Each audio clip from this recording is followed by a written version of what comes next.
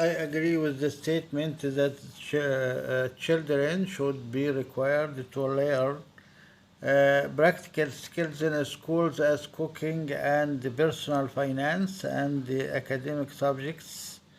I feel this way because of two reasons. The first reasons to improve the creativity and changes their imagination.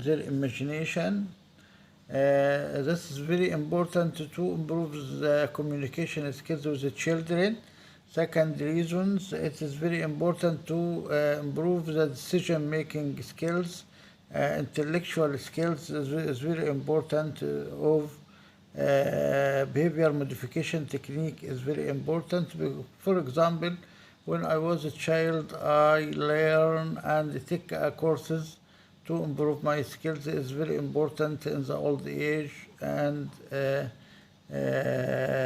sociable surrounding environmental of society.